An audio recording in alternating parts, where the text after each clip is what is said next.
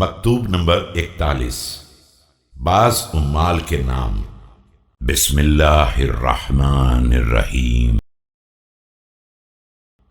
أما بعد فإني كنت أشركتك في أمانتي وجعلتك شعاري وبطانتي، ولم يكن رجل من أهلي أوثق منك في نفسي لمواساتي وموازرتي وأداء الأمانة إلي۔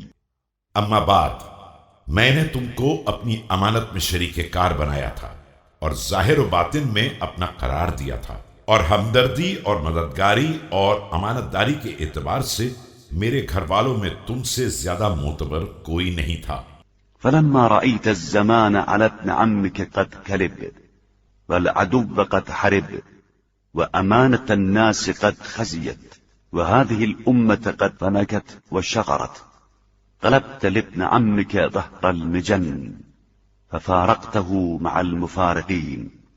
لیکن جب تم نے دیکھا کہ زمانہ تمہارے ابن ام پر حملہ آور ہوا ہے اور دشمن آمادہ جنگ ہے اور لوگوں کی امانت رسوا ہو رہی ہے اور امت بے راہ اور لاوارث ہو گئی ہے، تو تم نے بھی اپنے ابن ام سے منہ موڑ لیا اور جدا ہونے والوں کے ساتھ مجھ سے جدا ہو گئے۔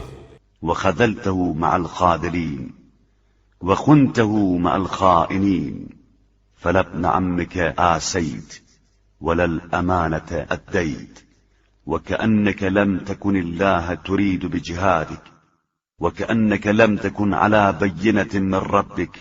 اور ساتھ چھوڑنے والوں کے ساتھ الگ ہو گئے اور خیانت کاروں کے ساتھ خائن ہو گئے، نہ اپنے ابن ام کا ساتھ دیا اور نہ امانت داری کا خیال کیا، گویا کہ تم نے اپنے جہاد سے خدا کا ارادہ بھی نہیں کیا تھا، اور گویا تمہارے پاس پروردگار کی طرف سے کوئی حجت نہیں تھی۔